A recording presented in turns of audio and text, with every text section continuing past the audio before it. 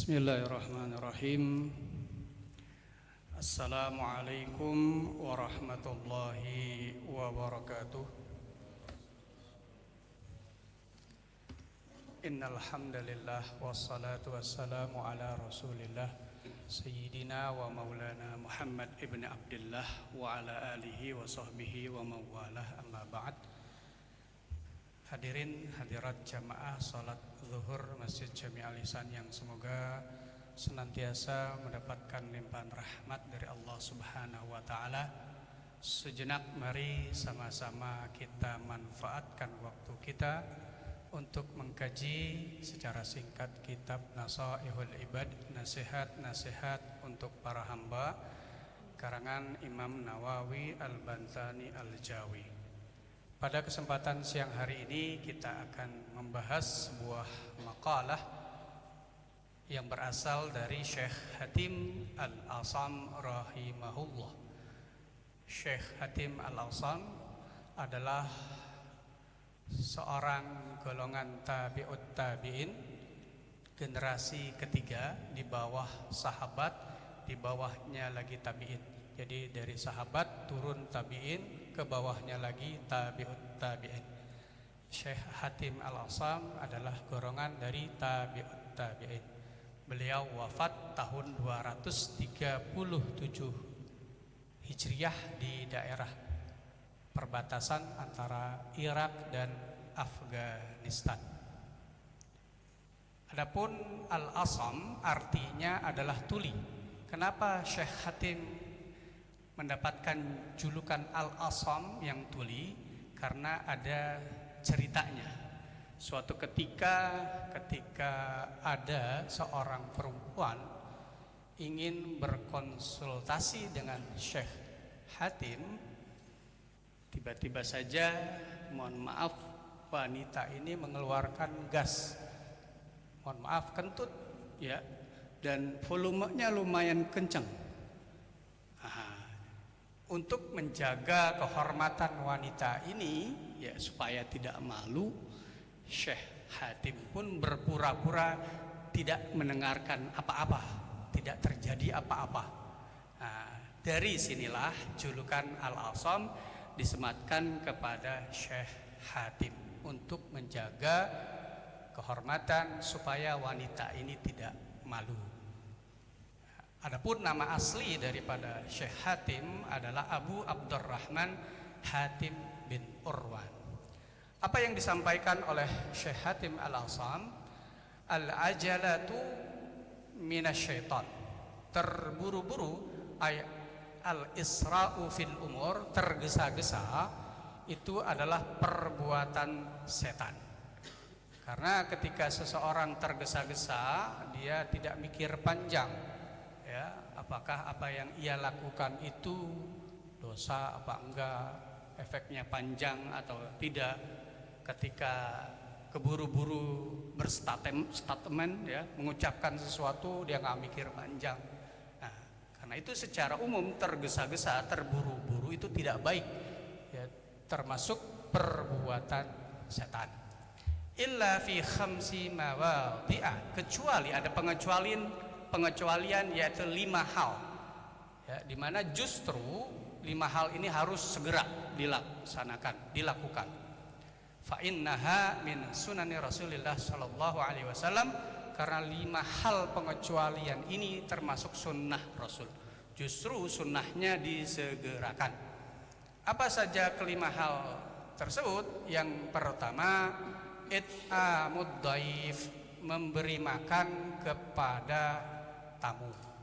Idza nazala, ketika mereka datang, entah itu ke rumah kita, ke kantor ataupun ke tempat-tempat lain, ya, memberi makan kepada tamu yang datang. Bima la yatakallaf indal mudif, dengan sesuatu yang tidak memberatkan bagi tuan rumah ataupun sahibul bait. Adanya air putih, ya segera keluarkan air putih. Adanya biskuit, ya segera keluarkan biskuit. Intinya segera memberi makan kepada tamu adalah sunnah dari Rasulullah Sallallahu Alaihi Wasallam. Jangan sampai dikasih kode dulu dari tamu baru kita ngeluarin minuman ataupun makanan. Kan kadang suka begitu ya, tamunya batuk-batuk dulu baru kita keluarin air ataupun mungkin keluarkan makanan. Sunnahnya adalah begitu tamu datang langsung keluarin ya air putih kah, kue kah gitu ya. Rasulullah Shallallahu Alaihi Wasallam bersabda, man at'ama akhahul muslim, siapa yang memberikan makan saudara muslimnya syahwatahu yang ia inginkan, haramahullahu ta'ala alan nar, Allah mengharamkan kepada orang tersebut masuk neraka. Diharamkan masuk neraka orang yang memberi tamunya sesuatu yang diinginkan. Nah, ini tingkatan lebih tinggi ya. Kalau standarnya ya apa saja dikeluarin, tapi tingkatan yang lebih tinggi adalah memberikan sesuatu yang disenangi oleh tamu kita. Makanya biasa kita ketika ada tamu kita berikan pilihan ya, karena mungkin mereka ada yang tidak disukai, kita berikan pilihan mau minum teh, es teh, kopi susu, seperti itu, supaya kita bisa memberikan sesuatu yang disukai oleh tamu kita. Nah, tingkatan yang seperti ini ketika kita bisa melakukannya, maka dengan cara ini saja kita diharamkan masuk neraka oleh Allah Subhanahu wa ta'ala. Begitu juga makanan, mau nasi goreng kah, mau mie goreng kah, atau apa yang disenangi oleh tamu kita, kita siapkan, maka pahalanya luar biasa di sisi Allah. Kita diharamkan masuk neraka oleh Allah Subhanahu wa ta'ala. Dalam hadis yang lain juga Rasulullah sallallahu bersabda, man at'ama akhahu minal khubzi hatta yashbi'ahu, siapa yang memberi makan saudaranya berupa roti, ya tradisi orang Arab itu roti gitu ya, sampai mengenyangkan tamunya, wasaqahu minal ma'i hatta yarwi, dan memberi minum sampai tamunya itu segar ya, tidak dahaga lagi, ba'uda minan nar sab'a khanadik, Allah akan jauhkan orang tersebut dari neraka 7 khandak, 7 jurang atau parit ya.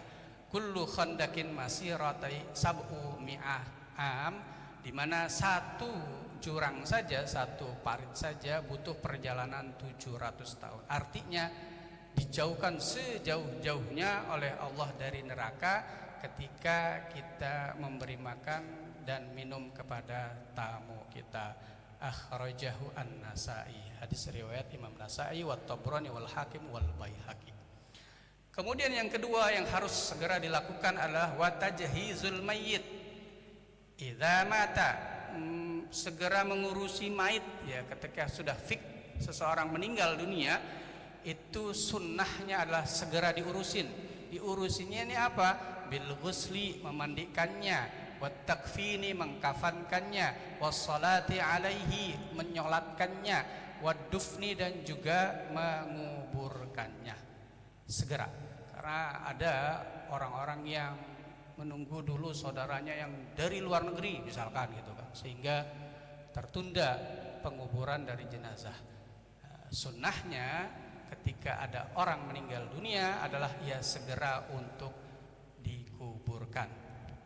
Rasulullah Shallallahu Alaihi Wasallam bersabda, Inna awwala ma yujazil mu'min ba'da mautihi, sesungguhnya awal yang dibalas bagi seorang mukmin setelah kematiannya, ayyaghfira li jami'i man tabi'a janazatah, yakni diampuninya dosa orang yang mengantarkan jenazahnya.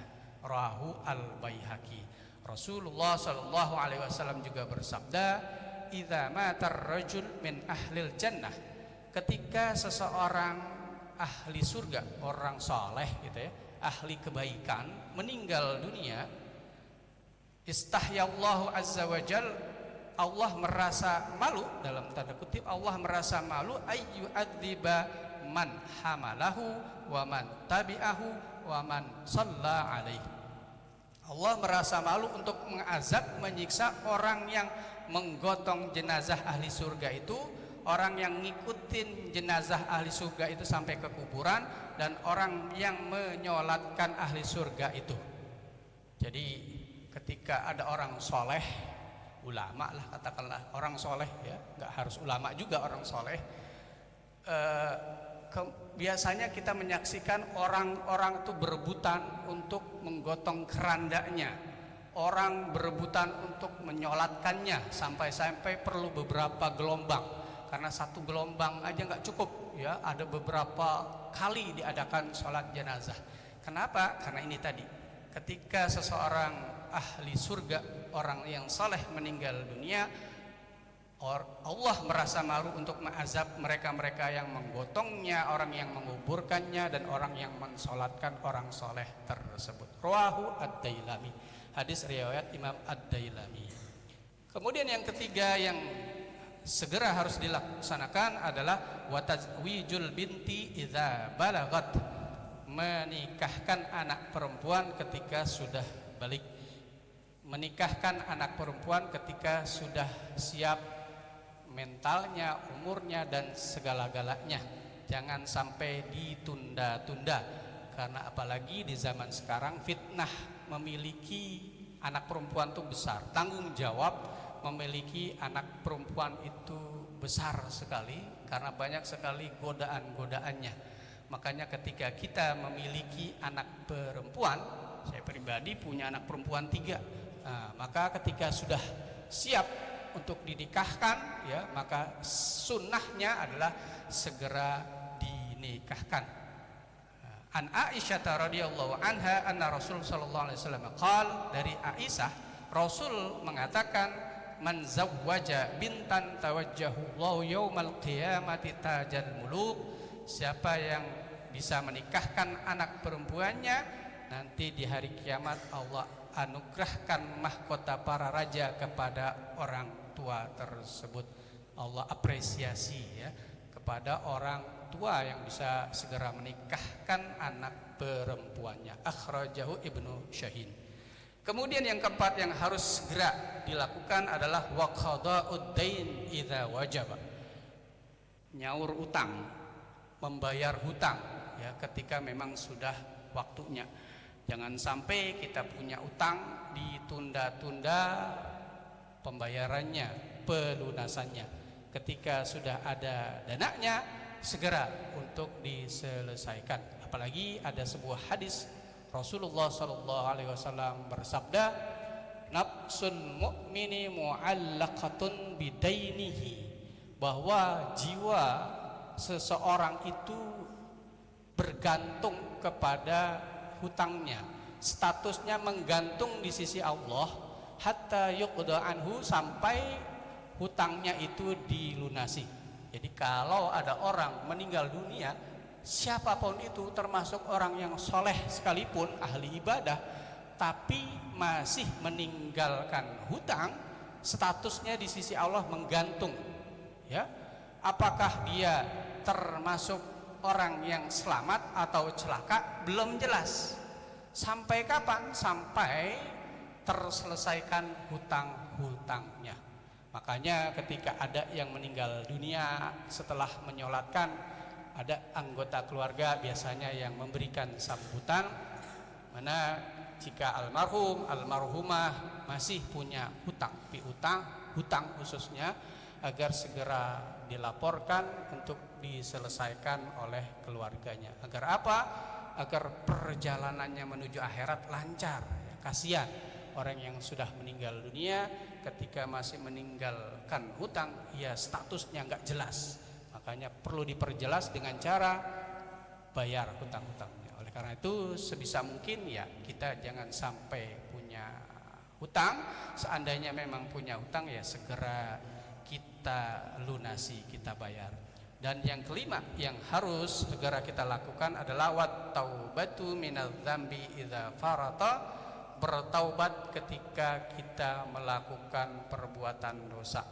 Jadi ketika kita sadar habis melakukan perbuatan dosa, segera taubat, minta ampun, istighfar kepada Allah, tidak menunggu-nunggu nanti hari Jumat aja taubatnya, istighfarnya, nanti taubatnya, insafnya kalau udah pensiun, udah umur 60 tahun.